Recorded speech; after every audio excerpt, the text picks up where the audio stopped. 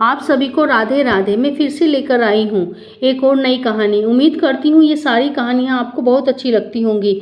आप सभी के इतने प्यार के लिए बहुत बहुत धन्यवाद।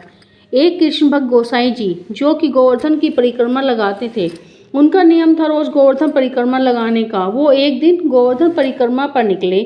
बस उनके मुख पर एक ही नाम रहता था, हरे कृष्णा हरे कृष्णा हरे कृष्णा करते हुए जा रहे थे।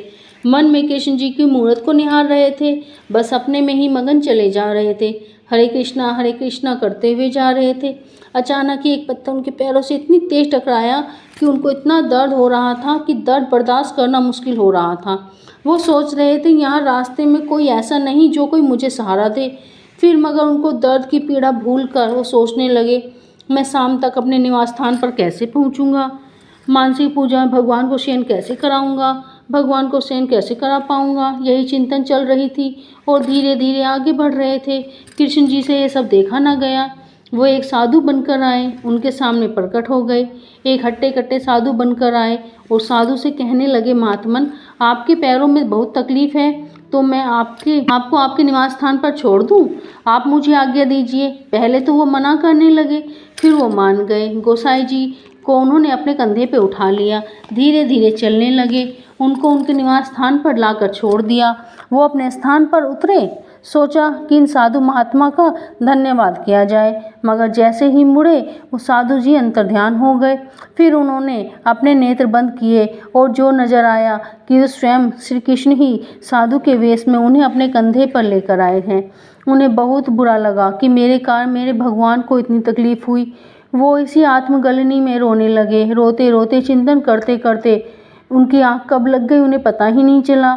मेरे कानों को कितनी तकलीफ हुई है, सोचते सोचते कैसे सपनों में खो गए। सपने में कान्हा जी आए, कहने लगे कि तू मुझे इतना प्यार करता है कि मैं तुझसे भी उतना ही प्यार करता हूँ।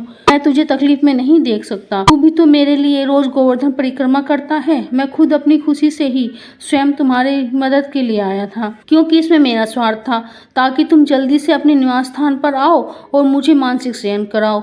मेरा भी तो फर्ज है ना तुम्हारी रक्षा करना और तुम्हें खुश रखना। मैंने तुम्हें अपने कंधे पर बिठाया, इसको पाप की तरह मत लेना, क्योंकि मैं भी तुमसे बहुत प्यार करता हूँ। भगवान के इस तरह की बातों से गोसाई जी की आंखें नम हो गई और वो उठ गए।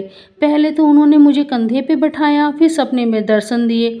मैं तो धन्य हो गया। हे मेरे प्रभु, मुझे इतना प्यार करते हो। भगवान भक्त के कर सकते हैं, भगवान भक्त को भी इतना प्यार कर सकते हैं, क्योंकि भक्त के वश में है भगवान हम जितना भगवान से प्यार करते हैं वो उससे कहीं ज़्यादा हमसे प्यार करते हैं और वो हमेशा हमारे साथ रहते हैं। वो चाहे हमें दिखे ना दिखे, अपनी मौजूदगी का एहसास जरूर करा देते हैं। अगर आपको ये कहानी अच्छी लगी हो तो कमेंट में राधे राधे जरूर लिखना, लाइक सब्सक्राइब करना अगर अच्छी लगे तो। फिर मिलेंगे एक नई कहानी के साथ। राधे राधे।